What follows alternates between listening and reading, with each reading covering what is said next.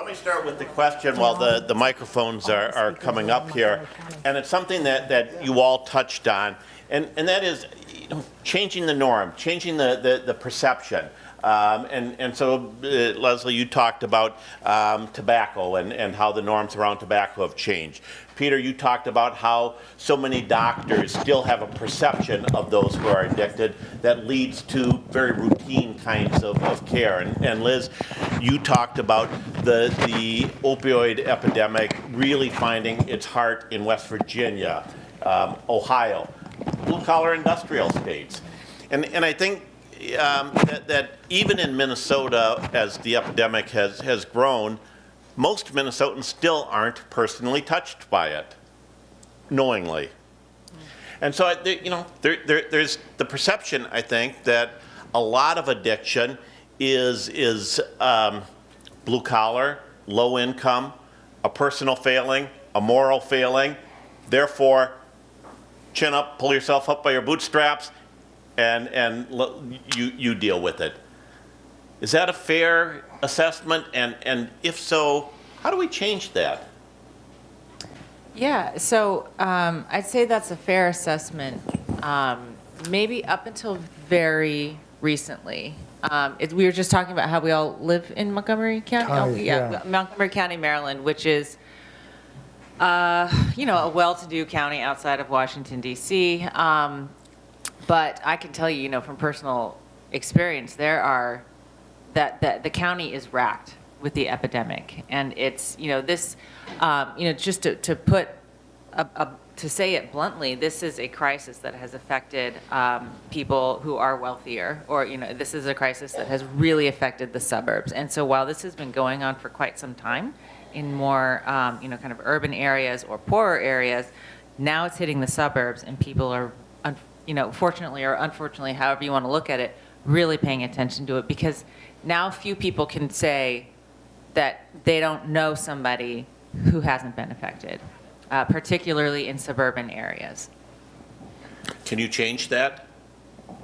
Me personally? You're a reporter. You have access. Yeah, and I also, how do we change it? Yeah, well, it's funny you should say this. So I'm going to be writing a story at some point on what's been said here, for the web. And I think what's interesting to me is, and I see this not just here but elsewhere, the legislators at the state and local level who are really doing something about this are the ones who have been personally affected. I am going to get in touch soon. I live kind of near Hagerstown, Maryland now, which is also an area that's really troubled by this. There's a city councilor in that area who ran for office last year and is now now has a seat because she was personally touched by this crisis. And so you can just see this is affecting what people do in office and why they run. And so that is certainly something to start kind of highlighting and bringing to the fore as a reporter. Okay. I think this has shifted awareness in part because it's as you said, who is being affected by the current crisis is a group that has more political power, economic power, and tends to have more power in shaping the dialogue and the response in the country. So I think that's there. I think the key, though, and this is starting to shift that, this has always been an us and them problem, and there's always been this attribution of responsibility. Well, you didn't have to start using drugs in the first place, and yet 80% of the population has tried various drugs or alcohol at a minimum, and then yet it's only a subset that happened to develop a problem, and as they say, nobody signed up for this. But because we see this is so easy to characterize as an us and them problem, it's not going to happen to me. Now Zika may happen to me, so we can so I'm worried about Zika, but I'm not worried about this. But this is killing 72,000 people, and Zika's killed 2 in the U.S. And so our perceptions have, part of it is it something that I need to worry about? And so for me, the key is changing this to an us problem, to we, together. And that's reaching outside the recovery community for sure. That's reaching to the entire community and saying, how do we together address this? And we need each other. And and hopefully that can be a lever to, create change from there. Building on that, that is exactly what the successful movements did. So one of the key approaches of the anti-drunk driving movement was Mothers Against Drunk Driving from the outset defined the victims of drunk driving crashes as not just the person killed or injured, but the families and the communities. Like when a drunk driving crash happens, it happens in a community, right? And most of the time people know the different players. And how do you take that broader impact, define the victim as much broader, and then mobilize them to fight back on behalf of the cause? And there was a lot of things you could do locally. You could go to your local police departments and justices and say, we want stricter enforcement. The thing that got Candy Lightner, the head of Mothers Against Drunk Driving, founder, so incensed was that her daughter, who was mowed down on a Sunday morning while walking to a church fair, was, killed by a drunk driver who had already had prior convictions and had just been released, and there was going to be no follow-up on him, right? In fact, getting back to this norm change idea, at the time, when you read journalistic accounts of court order proceedings when there's a drunk driving case, not only would the drunk driver, the perpetrator, not go to jail or not even be fined, it was, why should we put this poor guy in jail? Think about the guilt that he has to live with for the rest of his life that he killed your daughter. He was the victim. All right? So that was how society viewed. It was, there by the grace of God go I. She just was in the wrong place at the wrong time walking down that church, that road, right? So they had to shift it and say, no, the victim is my daughter who died, not this guy who chose to drink and drive, right? And he needs to be prosecuted, and society needs to enforce these laws. And so there was a lot going on around enforcement, but it was that definition of who's the victim here.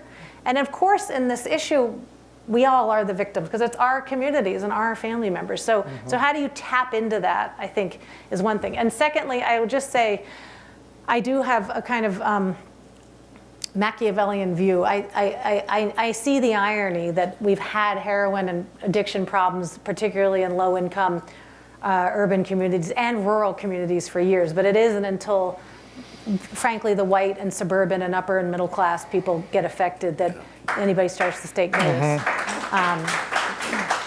So it's true. So use it. That's all I can say. It's not fair, but we got to leverage that for what it can do on this issue. Peter? And all I wanted to say is it's also how we frame this issue, and the framing is changing. But to this day, I keep on thinking of this example of this article that was very laudatory of these collegiate recovery programs that were emerging up, and it talked about the young addicts and alcoholics on campus getting together. Would any editor ever allow them to say the young diabetics and asthmatics got together to create a health program? And yet, we are become so inured to that language. And partly there's a 12-step culture, but that's a culture that speaks to itself. It shouldn't be the culture that speaks outward to everybody else. I would never identify myself in a setting such as this as alcoholic or addict. And if you ask the ordinary citizen what that meant that I'm the guy in the alley with the paper bag or the needle. Right. It doesn't. And so we need to know who we're communicating with, but we also need to take ownership and say, this kind of framing, clean and dirty and addict and all that, we got to move beyond that and just talk about it the way we talk about other health conditions. We would never allow this kind of talk about other health conditions, including mental health conditions. And so that's part of the community. I think the community needs to stand up to make that happen. So, please. So Leslie, this is an audience that really wants to push you to earn your keep here. And a couple of questions that have come in have to do with how you pointed out that the NRA and Freedom to Marry all have organized around a one-word core value. What's the one-word core value for this movement? Who's coming to the breakouts? That's something we got to think job. about. And I didn't. Those are words I picked to summarize it. Right. But I think it's, what is the value? We were thinking about this a lot yesterday. Not to not answer the question, but at this obesity forum. And the word that came to mind around people, there's all the same language discussion because you got to talk about people with obesity and overweight, not overweight people. When you start to look, and there's so many parallels because, we have food in our society. You got to eat to live, and we put so much blame on the person with obesity or overweight. But when you start to look at the environment that we existed in the U.S. and the contributors to the portion, we're talking a lot about portion size. Sorry, I'm getting a little off topic here. And the frequency, the convenience stores, and the low cost, high calorie, fast food that's available. And at some point, there is a balance between the individual's ability to resist or cope with that much temptation and overpowering influence, and our societies need to curtail what is put in front of us, right? So, but the word that came to mind around obesity was choice. Like, I want to be able to choose what's right for my kid, not if the choice at the popcorn in the movie theater is a huge bucket, and that's the norm. That choice has been made for me, right? So choice came to mind.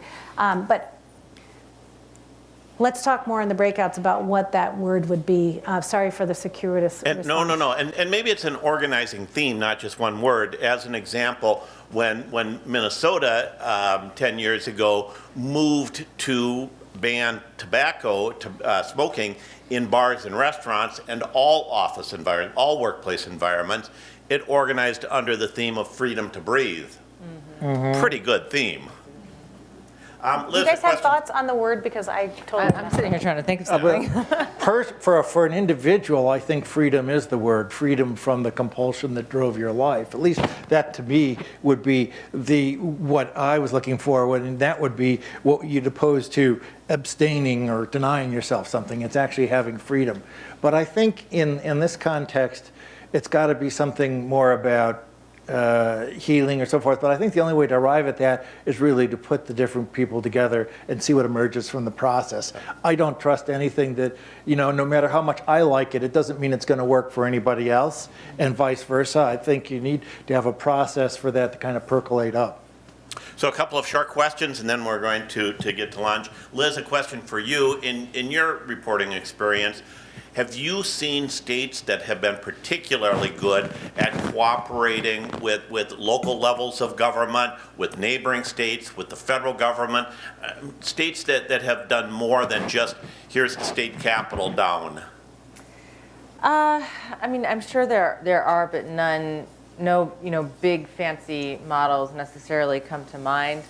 But there is a desire for states and local governments to really work together on this. Like, for example, states are giving out grants to localities for Narcan, that sort of coordination. But in terms of some sort of large-scale effort, I haven't come across any, which doesn't mean that they don't exist. It's just that it hasn't come on my radar yet, since I mostly focus on where the money's going. Okay. And Leslie, a question for you. As you talk about business as usual, how can pharma be recruited to be part of the solution? Well, I did listen carefully to the panel earlier, and